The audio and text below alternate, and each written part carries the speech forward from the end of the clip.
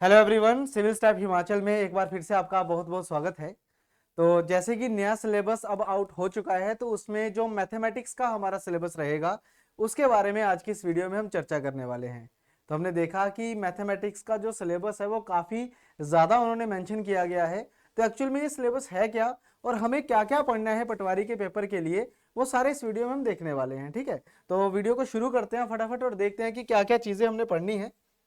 तो इस तरीके से सिलेबस को दिया गया है। जैसे स्टार्टिंग में नंबर सिस्टम लिखा हुआ था, तो नंबर सिस्टम से शुरू करेंगे। मैं हर एक चैप्टर को एक बार आपके साथ डिस्कस करूंगा कि क्या क्या चीजें लिखी हुई हैं और क्या क्या चीजें हमने पढ़नी होती हैं। ठीक है, और क्या ये जो सिलेबस है ये बाकी कॉम्पिटेटिव एग्जाम से डिफरेंट है या इसमें कोई नई चीज को इंट्रोड्यूस करा गया है, वो भी हम इसमें डिस्कस करेंगे।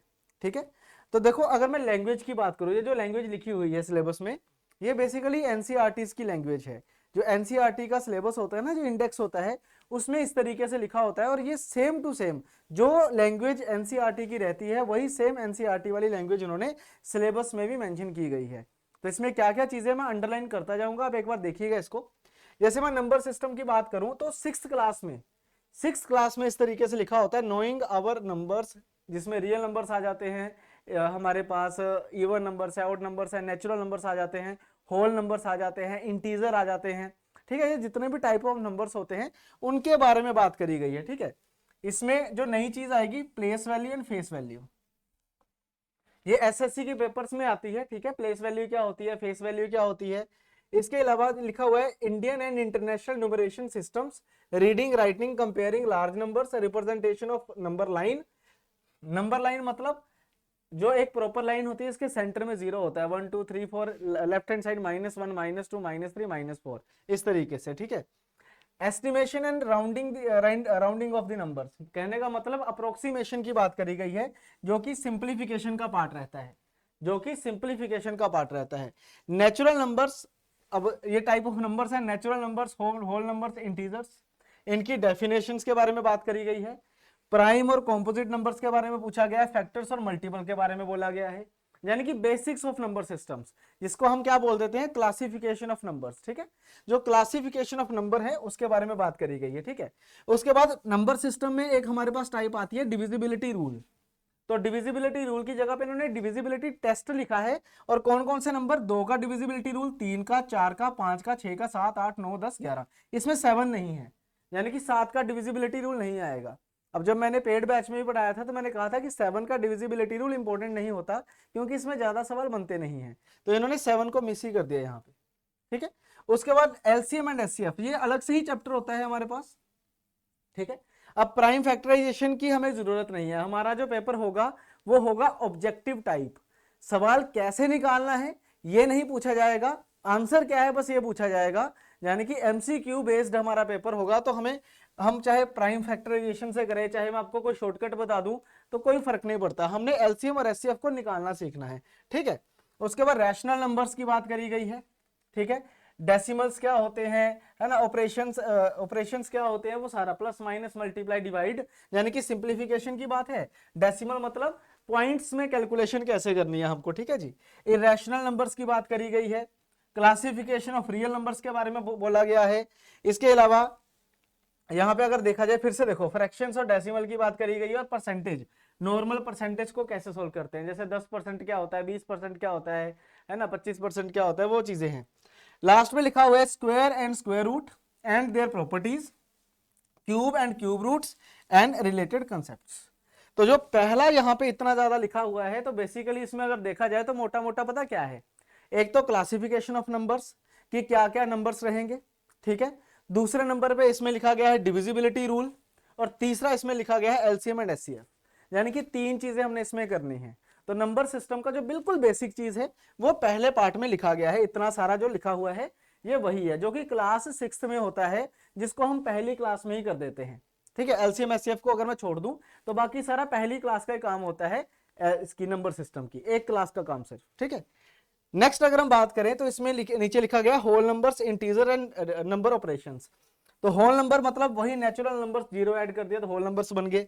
इंटीजर यहां भी है, इंटीजर यहां भी लिखा हुआ था, दोनों जगह लिखा हुआ है, रिपीट हो रहा है। देखो ऑब्वियस सी बात है, क्लास 6 में भी नंबर सिस्टम है, 7th में भी है, 8th में भी है, लेवल बढ़ता जाता है ना। तो बस वही है, 6th का ये रहा, 7th का ये लिख दिया इन्होंने। इसमें प्रॉपर्टीज की बात करी गई है, कम्यूटेटिव प्रॉपर्टी है, एसोसिएटिव प्रॉपर्टी है, डिस्ट्रीब्यूटिव प्रॉपर्टी है, इसके अलावा एडिक्टिव इनवर्स होते हैं, मल्टीप्लिकेटिव इनवर्स होते हैं, ठीक है, एसोसिएटिव इनवर्स होते हैं। तो ये सारी की सारी प्रॉपर्टीज होती हैं, आधी लिख दी आधी नहीं लिखी, क्योंकि जो मैं बोल रहा हूँ जो मल्टीप्लिकेटिव इनवर्स है या फिर हमारे पास एडिक्टिव इनवर्स है, ये 8th क्लास में आ जाता है, तो ये 7th तक का चल रहा है, ये 7th तक का हमारे पास एनसीईआरटी होगी। नेक्स्ट अगर हम इसमें बात करें, डीकोड कर रहा हूं, ध्यान से देखते रहना कि कैसे कैसे चलेगा सारा का सारा। फ्रैक्शंस, डेसिमल एंड परसेंटेज, यहां पे बात करी गई है। नेक्स्ट लिखा हुआ है फ्रैक्शन, डेसिमल, परसेंटेज।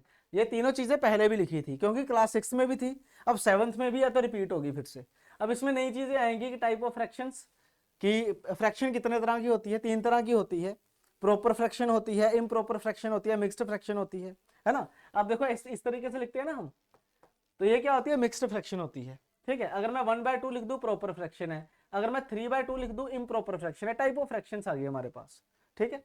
उसके बाद परसेंटेज को फ्रैक्शन या डेसिमल में कैसे लिखना है, वो चीजें हम सीखेंगे यहाँ पे 7th क्लास में, यही चीजें सीखते हैं हम।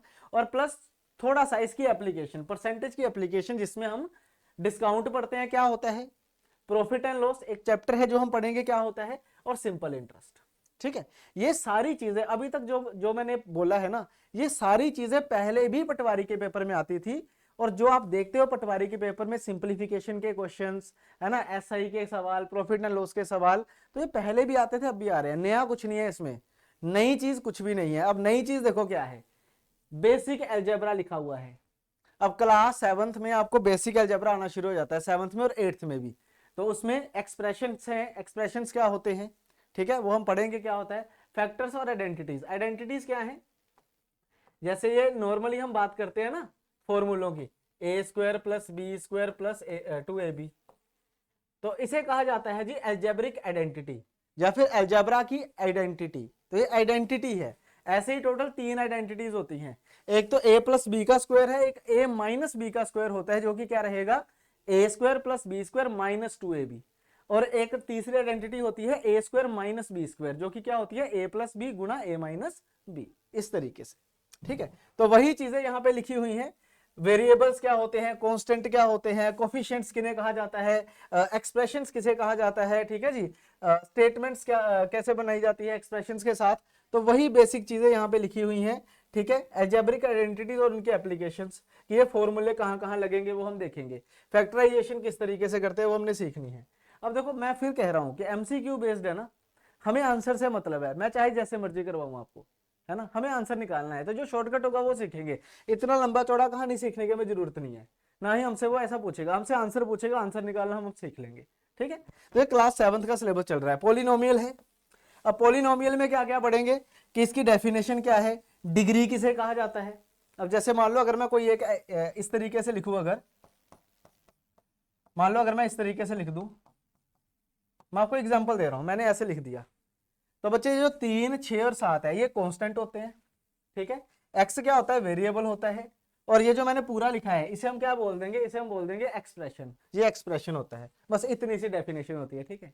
और किसी भी एक्सप्रेशन की जो सबसे बड़ी पावर होती है, सबसे ज्यादा बड़ी पावर होती है, इसे क्या बोला जाता है, डिग्री, इसे डिग्री बोल देते हैं। अब बताओ कितना का मुश्किल है, बिल्कुल आसान है, ये देखने में बड़ा लग रहा है नहीं। मैंने एक लाइन लिखी और एक लाइन में आपको वेरिएबल भी बता दिया क्या है, कांस्टेंट भी बता दिया क्या है, एक्सप्रेशन भी बता दिया क्या है, और डिग्री भी बता दिया क्या होती है। कोफिशिएंट किसे कहते हैं, x⁻7 का कोफिशिएंट कौन सा है, 3, x⁻6 का कोफिशिएंट कौन सा है हमारे पास, 6, x⁻3 का कोफिशिएंट कौन सा है, 7। कोई भी जो वेरिएबल है x y z है, उसके साथ जो आपने नंबर लिखा है वो कोफिशिएंट होता है, ठीक है। फिर नेक्स्ट क्या पढ़ना है हमको, जीरो क्या होते हैं और उनकी रिलेशनशिप क्या होती है, ठीक है। रिमाइंडर एंड फैक्टर थ्योरम्स, अब ये थोड़ा एक्स्ट्रा पढ़ना पड़ेगा हमें। फैक्टर्स के ऊपर सवाल पढ़ने हैं जो मैंने अभी नहीं करवाए थे नंबर सिस्टम में, अब करेंगे पर, ठीक है। रिमाइंडर थ्योरम पढ़ेंगे क्या होती है, ठीक है। और उसके बाद डिवीजन वाला पार्ट वही है जो हमने पहले बात करी थी 6th क्लास में, वही थोड़ा सा आगे चल के आएगा हमारे पास, ठीक है। नेक्स्ट देखो, उसके बाद नेक्स्ट देखो, जितना भी लंबा चौड़ा लिखा है ना, आपको कुछ करने की आवश्यकता नहीं है। यहाँ पे लिखा है जी लीनियर इक्वेशंस ऑफ 2 वेरिएबल्स, और यहाँ पे क्वाड्रेटिक इक्वेशंस। ये चैप्टर पहले भी आता था, अब भी आ रहा है। बैंकिंग में अगर आप देखोगे ना तो ये आते हैं chapter, linear equations and quadratic equations. बीच में जाने की कोई जरूरत नहीं है, वही वही लिखा हुआ है कि क्या होते हैं हमारे पास लीनियर इक्वेशन, क्या है क्वाड्रेटिक। जो जो हम इसमें करते हैं कि रूट्स निकालने हैं, उनकी फैक्टराइजेशन करनी है, उनको कंपेयर करना है, ठीक है। क्वाड्रेटिक का फॉर्मूला देखना है। क्वाड्रेटिक इक्वेशन का ये फॉर्मूला होता है बच्चे, minus B plus minus root B square minus 4ac upon 2a, ये फॉर्मूला होता है। अब आप कहोगे इतना बड़ा फॉर्मूला, जरूरत ही नहीं पड़ेगी, हमें सवाल निकालने हैं, इसके बिना भी निकल जाता है, फैक्टराइजेशन से भी निकल जाता है। छोटी क्लासेस में क्या होता था कि सारा समझाना होता था ना बच्चे को, कि हर एक चीज बतानी होती थी। अब हमें हर एक चीज सीखने की आवश्यकता नहीं है, हमें तो आंसर निकालना है, एमसीक्यू है ना, तो जैसे मर्जी करो, है ना, जिस तरीके से मर्जी सॉल्व कर लो। तो ऐसे ही फालतू का लिखा हुआ है, हमें उतना नहीं पढ़ना जितना, जितना बड़ा सिलेबस आपको दिख रहा है उतना एक्चुअल में है नहीं ये, ठीक है। नेक्स्ट आ जाते हैं अब, उसके बाद आएगी अर्थमेटिक प्रोग्रेशन। अब ये 9th क्लास शुरू हो चुकी है, यहां तक 8th होगी, अब 9th क्लास शुरू हो चुकी है। एपी 9th क्लास में आती है। एपी मतलब अर्थमेटिक प्रोग्रेशन, जिसमें डिफरेंस कॉमन होता है। तो उसका बेसिक चीज है कि डेफिनेशन क्या है, कॉमन डिफरेंस किसे कहते हैं, nth टर्म का सम कैसे निकालते हैं, ठीक है, उसके फॉर्मूले क्या होते हैं। ये फॉर्मूला होता है बच्चे, ये होता है बस, लो जी, ये होता है। इसी फॉर्मूले के ऊपर क्वेश्चंस पूछे जाएंगे, जो हम करेंगे क्लास में, कोई दिक्कत नहीं है। ये सारी चीजें मैं आपको नंबर सिस्टम में करा दूंगा अब।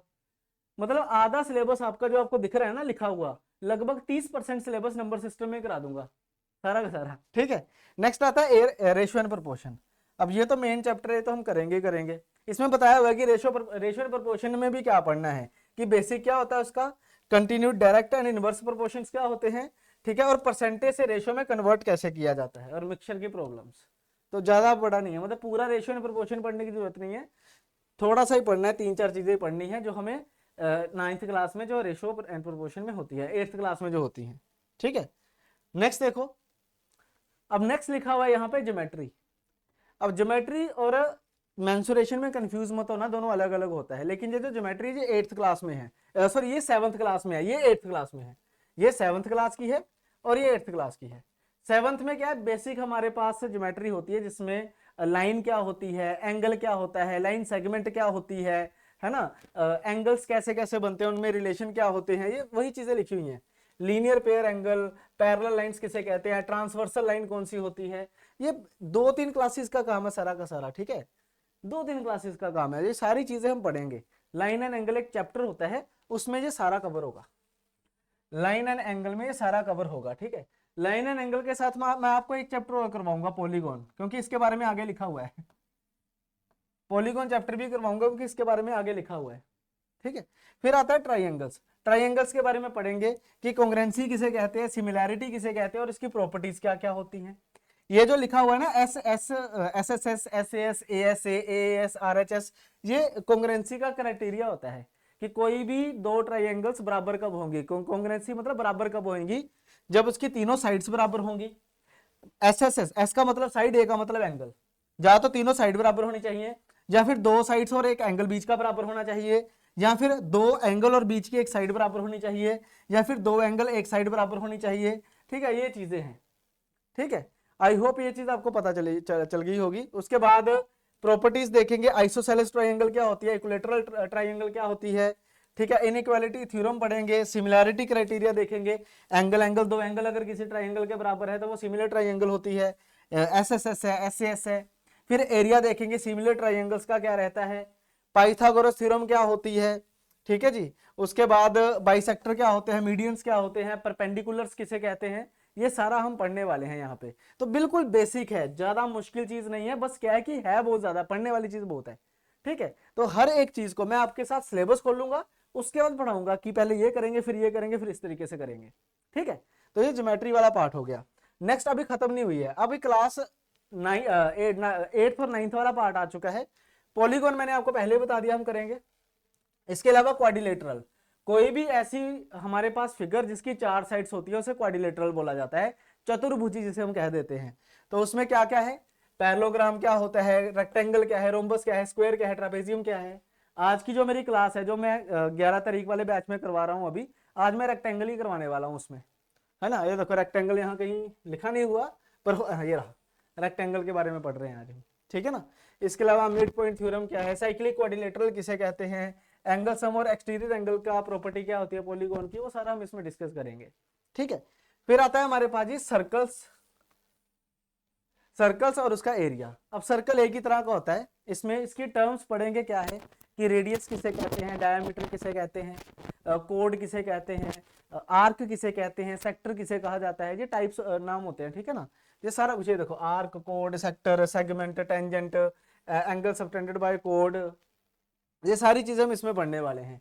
उसके बाद आएगा हमारे पास कंस्ट्रक्शंस। अब ये चीज पेपर में कभी नहीं आएगी आपकी, जा आएगी आप खुद बताओ, आएगी पेपर में? कंस्ट्रक्शन करने के लिए थोड़ी बोलेगा वो आपको, ऑब्जेक्टिव टाइप पेपर है, बस लिखा हुआ था, इन्होंने भी लिख दिया साथ के साथ ही। ठीक है, जो आता है कोऑर्डिनेट ज्योमेट्री आ सकती है, जिसके सवाल बनते हैं, जिसमें फॉर्मूले होते हैं, जैसे डिस्टेंस फॉर्मूला आएगा यहाँ पे, डिस्टेंस का फॉर्मूला आएगा जो हमने पढ़ना है यहाँ पे। ठीक है, बाकी ये मेंसुरेशन 3D है, ये 2D है, मेजरमेंट मतलब मेंसुरेशन। जब हम एरिया और पेरीमीटर निकालते हैं तो वो 2D होता है, और जब हम सरफेस एरिया और वॉल्यूम निकालते हैं तो वो 3D होता है। तो 3D में क्या क्या मेंशन किया गया है, हमने क्यूब, क्यूबॉइड, सिलेंडर, कोन, स्फीयर, हेमिस्फीयर, ठीक है, और बस यही है। लो जी, इसमें प्रिज्म और पिरामिड भी नहीं है, तो मेन ही है जो आपको दिए गए हैं करने के लिए। और यहाँ पे अगर हम बात करें तो एरिया आपको गिवन है जी किसका, हाँ, पेरीमीटर एरिया निकालना है, square, rectangle, parallelogram, triangle, trapezium का। ठीक है, उसके बाद हीरोन्स फॉर्मूला पढ़ेंगे, हीरोन्स फॉर्मूला वही ये वाला, जब मैं लिखूंगा तो आपको पता चल जाएगा, क्योंकि छोटी क्लासेस में पढ़ा तो है, याद नहीं है बात अलग है, लेकिन पढ़ा तो है, देखा तो है। ये हीरोन्स फॉर्मूला होता है, किसी भी ट्रायंगल का एरिया इसी से निकल जाता है, कोई भी ट्रायंगल हो एरिया निकल जाता है। ठीक है, तो ये था हमारा ज्योमेट्री और मेंसुरेशन वाला पार्ट। उसके बाद नेक्स्ट हम देखेंगे इसमें ट्रिग्नोमेट्री। अब 10th की बात आ रही है, 10th में जो जो पार्ट होता है वो इसमें मेंशन किया गया है। 10th में देखो ट्रिग्नोमेट्री इंट्रोड्यूस होती है, और ट्रिग्नोमेट्री में भी एक तो ट्रिग्नोमेट्रिक रेशियोज पढ़नी है, इनके इनवर्स पढ़ने हैं हमको, ठीक है, और इनकी आइडेंटिटीज देखनी है। ट्रिग्नोमेट्रिक आइडेंटिटी क्या होती है इसको समझो, जैसे एक फॉर्मूला आपने देखा होगा, sine square theta plus cos square theta, आप क्या कहते हो किसके बराबर है जी, 1 के बराबर है। Sine square theta plus cos square theta किसके बराबर होता है जी, 1 के बराबर होता है। सबको पता है ना ये, हाँ जी, ये चीज सबको पता होगी आई थिंक, किसी को कोई दिक्कत नहीं है। ऐसे ही 1 plus tan square theta is equal to sec square theta, हाँ जी, ये भी आपने सुना होगा है ना। ऐसे 1 plus cot square theta is equal to cosec square theta. ये 3 आइडेंटिटीज होती है, तीनों आइडेंटिटीज के ऊपर सवाल आएंगे। और उसके बाद ट्रिग्नोमेट्रिक रेशो, कि ये जो स्पेसिफिक एंगल्स होते हैं ना, 0 degree, 30 degree, 45 degree, 60 degree, 90 degree, इसके ऊपर इनकी क्या वैल्यूज होती हैं। जैसे मान लो अगर आपसे मैं पूछूं कि साइन 60 कितना होता है, तो इसकी एक वैल्यू होती है √3/2, इस तरीके से एक वैल्यू होती है। आपसे कोई पूछे tan 45 बताओ कितना है जी, आप कहोगे tan 45 जो है वो 1 होता है जी। तो इस स्पेसिफिक एंगल्स के ऊपर कुछ वैल्यूज होती है, साइन की, कोस की, टैन की, कोसेक की, सेक की और कोट की, तो वो भी हम इसमें डिस्कस करेंगे। ठीक है, उसके बाद आएगा जी एप्लीकेशन ऑफ ट्रिग्नोमेट्री। ट्रिग्नोमेट्री की एप्लीकेशन होती है, एक चैप्टर बनता है जिसका नाम है height and distance. Height and distance में क्या होता है, आपको कहेगा कि एक पिलर है, यहाँ पे एक आदमी खड़ा है, ठीक है, तो बताओ ये डिस्टेंस कितना होगा अगर इसकी हाइट मान लो 20 है, और यहाँ पे एंगल बता देगा 30 डिग्री का, ऐसे करके, तो tan का फॉर्मूला लगता है इस पे। तो पूरी की पूरी जो हमारे पास एप्लीकेशन ऑफ ट्रिग्नोमेट्री है वो यहीं पे हो जाएगी। ठीक है, उसके बाद स्टैटिस्टिक्स है, डेटा हैंडलिंग। स्टैटिस्टिक्स में मीन, मीडियन, मोड पढ़ेंगे हम, और यही पेपर में आएगा और कुछ भी नहीं आएगा इसमें। मीन, मीडियन, मोड ही है जो पेपर में आता है, बाकी फालतू की चीजें सारी की सारी। ठीक है, अब जो हमारे डेमो लेक्चर्स है बच्चे, जो हमारा बैच भी है, बैच में ना मैंने डेमो लेक्चर इसीलिए दिए थे ताकि आपको समझ आ सके पूरा। जो हमारा ये वाला बैच है ना, इसके डेमो लेक्चर मैं आपको डिस्क्रिप्शन में भी दे दूंगा। चार वीडियो डाली हुई है मैंने उसमें। एक सिंप्लीफिकेशन की, जिसमें मैंने स्क्वायर और स्क्वायर रूट निकालना सिखाए हैं। एक मेंसुरेशन की वीडियो है, जिसमें मैंने आपको स्क्वायर के बारे में बताया, स्क्वायर कैसे सॉल्व करते हैं।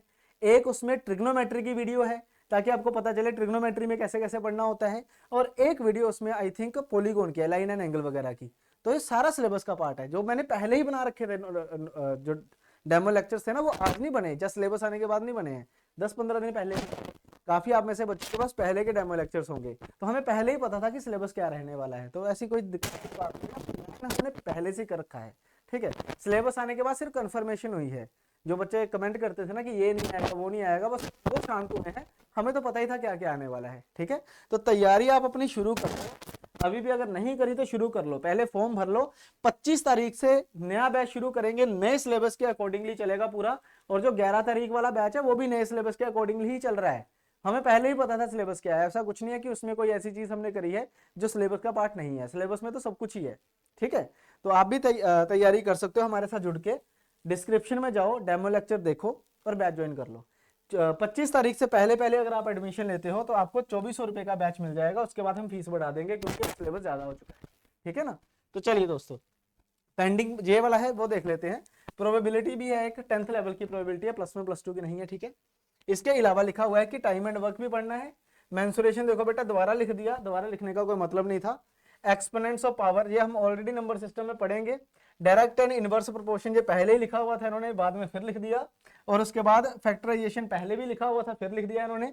और टाइम एंड डिस्टेंस, ये रिपीट क्यों हो रहा है, ये बार बार क्यों लिख रहे हैं सारा कुछ, इसके पीछे का रीजन एक ही है, क्योंकि 6th में भी आती है सेम चीज, 7th में भी आती है, 8th में भी आती है, लेवल इंक्रीज होता जाता है, तो उन्होंने बार बार लिख दिया। हम एक बार ही करेंगे लेकिन हर लेवल का करेंगे ताकि आपको कोई इशू ना आए। ठीक है, तो चलिए दोस्तों, आई होप आपको पता चल गया होगा कि मैथ का सिलेबस इतना भी कोई बड़ा नहीं है कि हमारे हाथ में नहीं है, वो हम आराम से पढ़ेंगे। और आने वाले 3 महीने में मैं आपका पूरा सिलेबस जो है, पूरा का पूरा सिलेबस, पूरे के पूरे पटवारी का सिलेबस हम खत्म करेंगे अपने बैच में। ठीक है, हमारी कोशिश रहेगी 15 मार्च तक आपका पूरा सिलेबस खत्म हो जाए, और उसके बीच हम आपको रिवीजन भी करवा दें, प्रैक्टिस करने के लिए क्वेश्चंस भी दे दें और टेस्ट सीरीज भी दे दें। ठीक है, ताकि आप पेपर के लिए पूरी तरह रेडी रहें।